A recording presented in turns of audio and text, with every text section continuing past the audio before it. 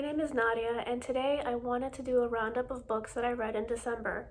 I read these books based on just their covers, and it was an experiment that resulted in some pretty great books, actually. I shouldn't be surprised because I guess I took them all out of the Amazon recommended section, except for one. But yeah, they turned out to be pretty great, and I was pleasantly surprised. The first book I read was How to Excavate a Heart by Jagmaya Arlo, and this somewhat disappointingly turned out to be a YA romance.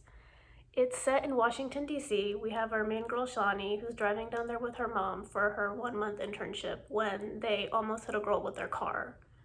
Later on in the book, Shawnee takes on a dog walking job, and it turns out that the owner of the dog is actually the girl that they almost hit with the car. And this is essentially where their story begins. They go from enemies to friends to more as they walk this dog every night, and it's really sweet and really wholesome and really heartwarming. It takes place during the holidays, so you have that cozy holiday vibe. I really liked that the main characters both have their really niche, nerdy interests that bring them both together. Shawnee is into paleotheology, which is the study of fossilized fish. I did not know that prior to this book. And May is into meteorology, and there's quite a few points in the books where they kind of nerd at each other about their interests, and it's really cute. I gave this book 3 stars just because it was young for me, but if you're in the target demographic, I highly recommend. The second book I read was Girls of Paper and Fire by Natasha and Yan, and this book was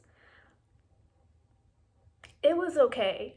It's the first in a trilogy, and I did end up reading the entire trilogy, but as a trilogy opener, it was fairly weak.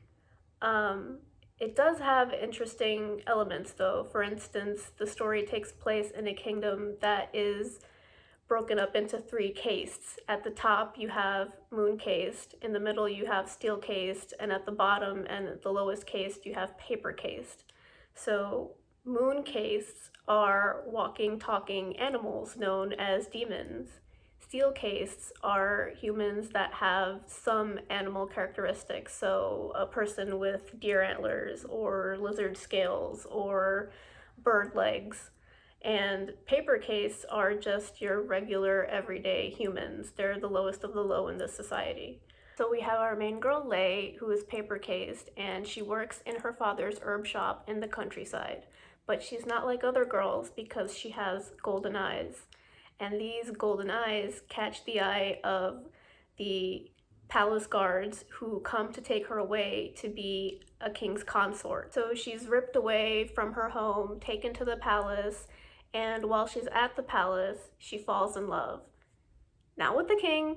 The king is evil. The king is shown to be evil. The king is always evil. There's no, oh, he's just misunderstood and there's something about him that, no, he's evil.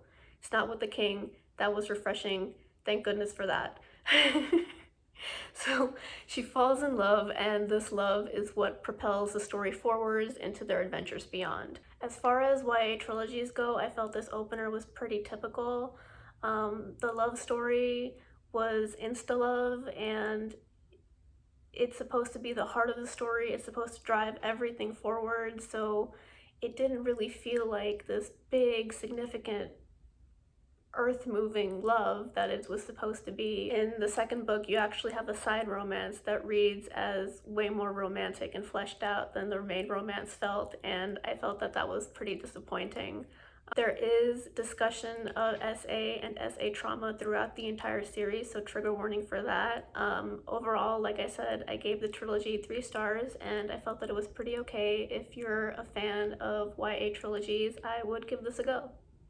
The third book I read was A Marvelous Light by Freya Marsk, and you'll notice that I actually have a hard copy of it. That's because I enjoyed this book so much, I had to go out and get a hard copy immediately. It turned out to be a historical fantasy wrapped up in an enemies to friends to lovers romance that was really, really sweet and just chef's kiss.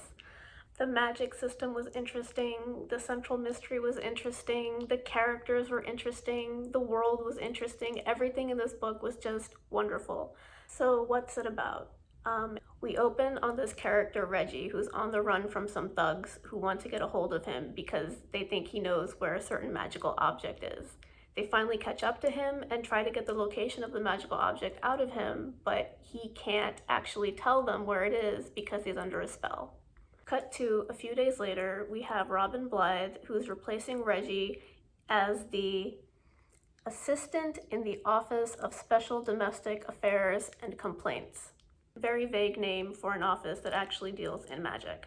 So Robin has no idea what magic is. He has no idea why he's been given this job. He thinks it's an administrative error, but it's his job now. So a few days later, he's walking home. He is accosted by some thugs who want to know where the object that Reggie was hiding is, and they place a curse on him. So from here on, Robin has to team up with a colleague of Reggie's named Edwin to figure out what this curse is, what the magical object is, and where Reggie is. All the while, they go from enemies to friends to lovers, and it's great. It's so much fun. It's a ton of fun. 5 stars. Totally recommend it.